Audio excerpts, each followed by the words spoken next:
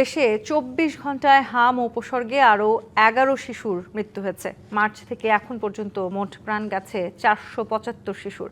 এদিকে ঈদের ছুটিতে দেশের হাসপাতালগুলোতে চিকিৎসা সেবা নির্বিঘ্ন রাখতে জরুরি বিভাগ ও হাম ওয়ার্ড চালু সহ ১৮ দফা নির্দেশনা জারি করেছে স্বাস্থ্য অধিদপ্তর।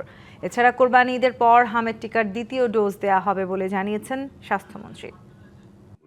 গেল মার্চ থেকে শুরু হামের প্রকোপ। অতি ছোঁয়াচে এই রোগটিতে আক্রান্ত হয়ে প্রতিদিনই দীর্ঘ হচ্ছে শিশু মৃত্যুর মিছিল। ২৪ ঘন্টায় আরও ১১ শিশুর মৃত্যু হয়েছে।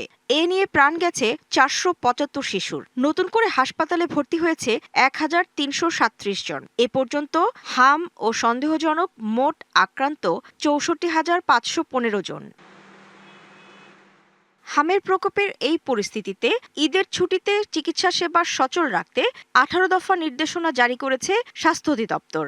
জরুরি স্বাস্থ্যসেবা নিশ্চিতে শিশু ওয়ার্ড ও হাম আইসোলেশন ওয়ার্ডে পর্যাপ্ত চিকিৎসক ও স্বাস্থ্যকর্মী নিশ্চিত করতে বলা হয়েছে। জরুরি বিভাগে অতিরিক্ত চিকিৎসক পদায়ন করে সার্বক্ষণিক উপস্থিতি নিশ্চিতের নির্দেশনাও দেয়া হয়। এছাড়া কোরবানি ঈদের পর হামের টিকার দ্বিতীয় ডোজ দেয়া হবে বলে জানিয়েছেন স্বাস্থ্যমন্ত্রী। বেড পাতা আছে, প্রয়োজনে আরও দিব।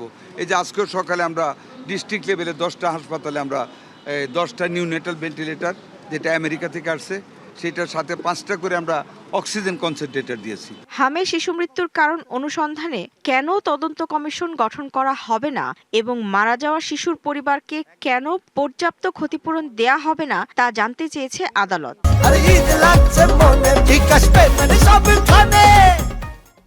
এই সরকার দৃষ্টান্তমূলক দৃশ্যত কোনো আইনগত ব্যবস্থা অদ্যাবধি পর্যন্ত নেয়নি এবং জামাত থেকে আরম্ভ করে এনসিপি একটা মিছিল করেনি। হোয়ারেস তারা বিয়ের উৎসবে ব্যস্ত, হোয়ারেস তারা আদারওয়াইজ ব্যস্ত, হোয়ারেস যারা কেরা মারা গেল তাকে কে কমেন্ট করলো কি না করলো এটাই ব্যস্ত। কারণ এই লোকগুলো মারা গিয়েছে গ্রামের সাধারণ মানুষের সন্তান। হামের প্রাদুর্ভাব কমাতে বিভিন্ন আন্তর্জাতিক সংস্থার সঙ্গে সরকারের কাজ করার কথা জানান অ্যাটর্নি জেনারেল। ভবিষ্যতের ক্ষেত্রে ধরনের কোনো পরিস্থিতি তৈরি না হয়, অন্তত কোনো টিকা সংকটের কারণে, সে ব্যাপারে সরকার প্রয়োজনীয় ব্যবস্থা গ্রহণ করেছেন। Humaira Faruqui, DBC News, Dhaka.